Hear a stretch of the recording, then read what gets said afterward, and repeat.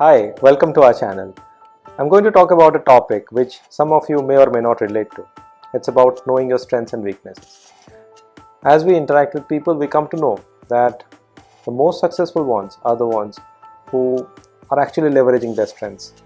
And of course, clearly, the areas of their success cannot be their areas of weakness. Now, how do we know about our strengths and weaknesses? Suppose we know about us. First thing is, why should we know?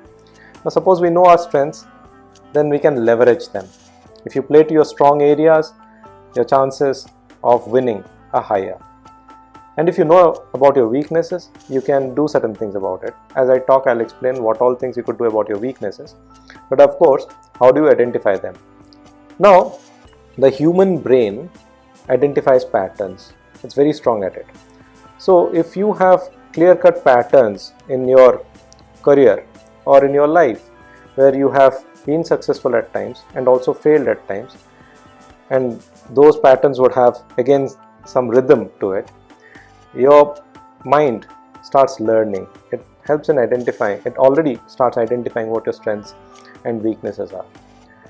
So the key, what I'm trying to keep here is building patterns.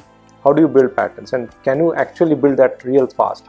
If you don't do anything, if you're too lazy about things, then also as you age, those patterns will build up. But if you start expediting, like you do multiple times, multiple iterations, multiple attempts with a short span of time, maybe between 20 and 30, you commit as many mistakes as you could, explore as many areas, as many avenues, fail as many times as you could. Your body will develop, your mind will develop that kind of experience memory, and patterns will emerge. By 30, you would have already identified what your strengths are. For example, suppose you have never spoken on a public gathering. Of course, you get on stage, you're very nervous, you don't know whether you'll succeed or not. You go and all of a sudden you discover that you can speak quite fluently. Public speaking could be your strength. Of course, it could be a black swan event. It could be just once in a while. But it could also be a moment of truth where you realize your strength. Similarly, suppose you have very good friends or mentors.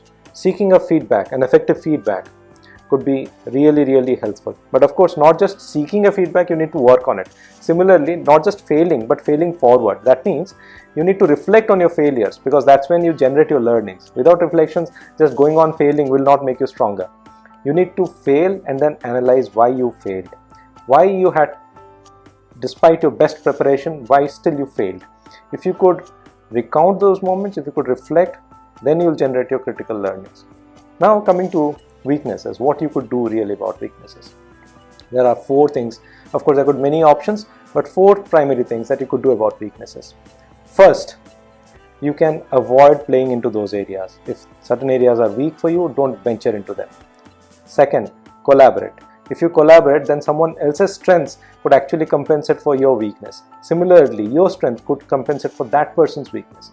So synergy happens if you collaborate. The third thing is delegate. If you have a team member or a partner who could do it better than what you could do, then that's the person on the job. You put the best person on the best job, right? You don't handle it, you delegate. Now the fourth one, which usually counterintuitively comes to our mind as the first option, is strengthen your weakness. I would not suggest that. Of course, much of your weaknesses can be strengthened through practice. You get better at it. But most of the times, strengthening an inherent structural weakness is real tough. You can give some attempts at strengthening, but if it is not happening, then you choose from the other 3 options that I gave you. Unless you're a student, you're going for an examination, you're weak in physics, you're not strengthening, that's bad. But if you could practice, that is expected of you. A person of average intelligence should manage this kind of question paper. You can do that. Try to strengthen, but of course, if not happening, there has to be a threshold where you choose the other 3 options. So, summarizing, keeping it simple now, build your patterns, experiment as many times, iterate, and once you hit that successful design, scale. The other is about weaknesses. Hope this was useful. Thank you.